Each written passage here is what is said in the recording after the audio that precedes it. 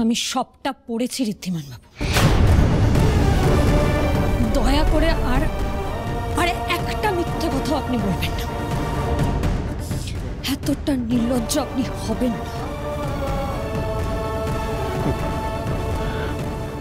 এই ডায়েরিটা আপনি কোথা থেকে পেলেন? কেন কেন সত্যিটা সবাই জেনে যাবে তাই ভয় লাগছে? গলা কাঁপছে, পায়ের তলার থেকে মাটি সরে যাচ্ছে, তাই না?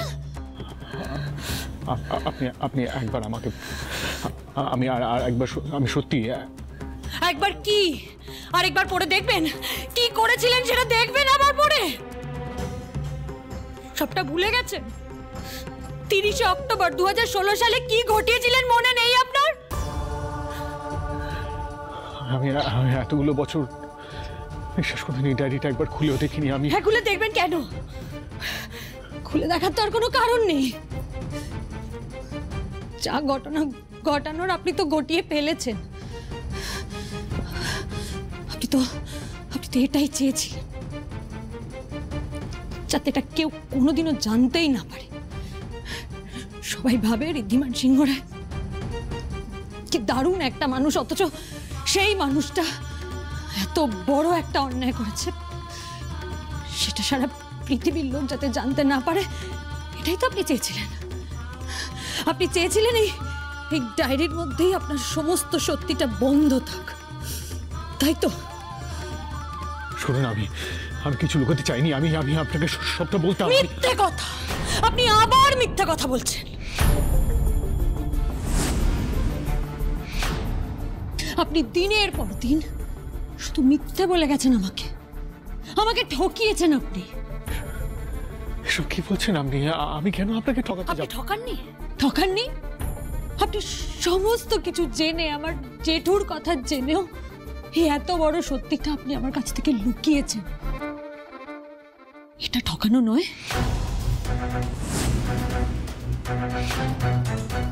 দিনের পর দিন এত বড় একটা ঘটনা আমার কাছে চেপে যাওয়া, এটা ঠকানো নয় ঋদ্ধিমান সিংহ রায়? আপনি তো নিজেই ডায়েরিতে লিখেছেন 5 বছর আগে সেই ঘটনাটার কথা। আমি মনে করিয়ে দিই, 5 বছর আগে দীপাবলির রাতে কাকুমণির দেওয়া গাড়ি চালিয়ে বাড়ি ফেরার সময় আপনি একটা অসহায় মানুষকে গাড়ি চাপা দিয়ে মেরে ফেলেন।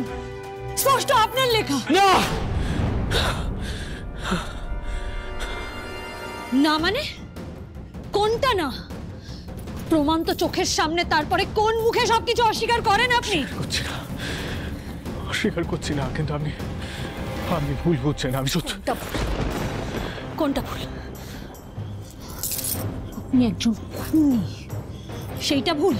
নাকি টাকার জোরে, ক্ষমতার জোরে সমস্ত প্রমাণ লোপাট করার চেষ্টা করেছেন আপনি, কেসটা ক্লোজ করে দিয়েছেন, সেইটা ভুল? আমি আউট। প্লিজ কথাটা আমার শোনার চেষ্টা করুন। Give me a second please. আমি সবটা বলবো আপনাকে, সবটা বলবো। সেদিন রাতে আমি বিদেশ থেকে এত বছর পড়াশোনা করে ফিরে আসার পর কাকুমণির দেওয়া গাড়িটা নিয়ে আমি বেরিয়েছিলাম। বিদেশের গাড়ি চালানো আর এখানকার গাড়ি চালানোর মধ্যে অনেক তফাৎ আছে। আমি রাতের অন্ধকারে কলকাতায় গাড়িটা চালাচ্ছিলাম। সত্যি তারপর before I could understand anything, একজন ভদ্রলোক আমার ওই কাছের সামনে এসে পড়লেন। আমার কিছু বোঝার আগেই পুরো বিষয়টা হয়ে গেল। আমি কিছু বুঝতেই পারিনি। ওই লোকটা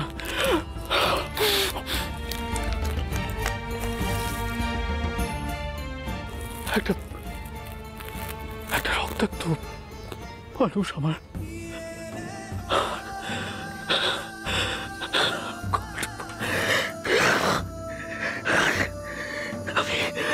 আমি সবটা বলতে চেয়েছিলাম।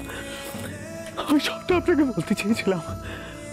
আপনার আমার জীবনে ভালো মন্দ সবটা জানার অধিকার আছে, কিন্তু আমি সাহস পাইনি,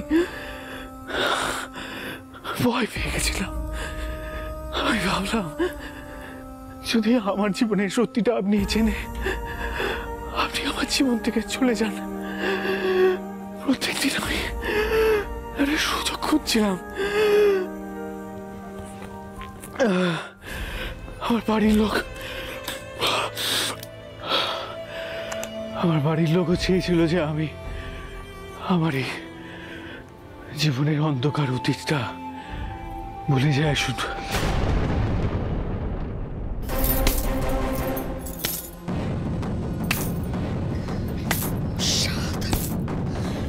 অসাধারণ ঋদ্ধিমান, আপনি নন, আপনার এই গোটা পরিবার এই খুনের সাথে জড়িত।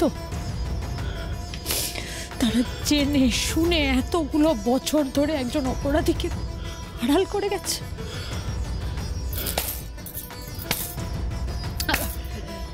আবার আর কোনো বাসা নেই। বিশ্বাস করুন, আপনি আমাদের ভুল বুঝছেন। একটা অ্যাক্সিডেন্ট ছিল, ওটা খুন নয়। আর আমি ওই লোকটাকে আমি সব রকম ভাবে কম্পেনসেট করতে চেয়েছিলাম। কি বললেন? কি করতে চেয়েছিলেন? কম্পেনসেট? ক্ষতিপূরণ? কি মনে করেন আপনি নিজেকে? কি মনে করেন আপনারা নিজেদেরকে? একটা মানুষের প্রাণ চলে গেছে, তার পরিবারের যা ক্ষতি হয়েছে সেটা আপনারা টাকা দিয়ে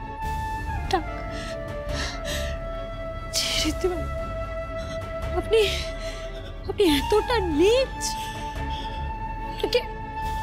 এতদিনে আমি এটা আমি আমি কি করে তো বলছিলাম আপনাকে? আপনি ভুল বুঝছেন। ওটা মার্ডার ছিল না। আর আমি কম্পেনসেট মানে ওনার ট্রিটমেন্টের সমস্ত দায়িত্ব নিতে চেয়েছিলাম। বিশ্বাস করুন, আর কিচ্ছু না। কিন্তু আমি বুঝতে পারছি না আমার ওই অ্যাক্সিডেন্টের সাথে আপনার জেঠুর মৃত্যুর কি সম্পর্ক? আর দয়া করে অভিনয় এবার বন্ধ। আমি অভিনয় করছি না, আমি সত্যি বুঝতে পারছি। আপনি খুব ভালো করে জানেন, খুব ভালো করে জানেন আপনি।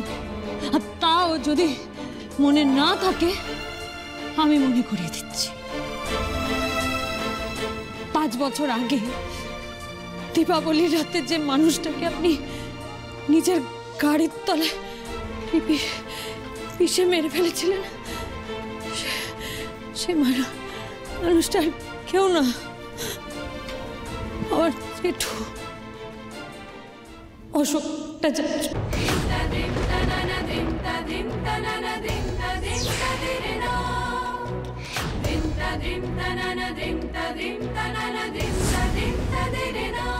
এতগুলো বছর ধরে যে খুনিকে আমি খুঁজছি, যাকে শাস্তি দেব বলে ভেবেছি, সে আমার স্বামী।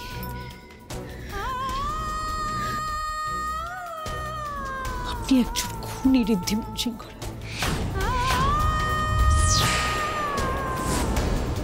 সবটা এইভাবে শেষ করে দিলেন জীবনটা। আমার সবচেয়ে প্রিয় মানুষটাকে আমার থেকে কেড়ে নিয়ে আমার সাথে সংসার বাঁধলেন আপনি। আমি এই মানুষটাকে বিয়ে করলাম, ভালোবাসলাম। আমি তো শেষ হয়ে গেলাম। তুমি এত দেরি করলে কেন? আমরা কখন দিয়ে বাজি পোড়াচ্ছি। চল এবারে তুমিও বাজি পোড়াবে। চলো চলো চলো চলো। কেন? চলো দেখো কাকে নিয়ে এসেছি। এই যে দাদা, কি ব্যাপার, আপনি একা কেন? বেয়ান কোথায়? আসলে ওর শরীরটা ভালো না, শ্বাসকষ্ট হচ্ছিল তো। আর পুজোর রাতে যা বাজি পুড়ছে তাতে আরো খারাপ হবে, ওকে আনলাম না আর কি। আচ্ছা, কি শ্বাসকষ্ট কেন? ডাক্তার দেখানো হয়েছে তো? হ্যাঁ হ্যাঁ, ডাক্তার দেখিয়েছি, এখন একটু ভালো আছে। আসল কথা, যার হাঁপানি থাকে না এই সময়, ওই যে বাজির ধোয়াতে আরো বেড়ে যায়, তাই ওকে বললাম একটু বিশ্রাম নিতে আর কি। না না না না, আজকের দিনটা বরং উনি বিশ্রামই নিন। আমি বরং বা আমরা গিয়ে ওনাকে আরেকদিন দেখি। একদম একদম, নিশ্চয়ই নিশ্চয়ই, চলো। কেন যাবেন না? নিশ্চয়ই যাবেন। আপনি যে আমাদের কথা ভেবে আজকে এখানে এসেছেন, এটাই আমাদের অনেক। আমরা তো জানি না আজকের দিনের আপনাদের সেই তীর্থ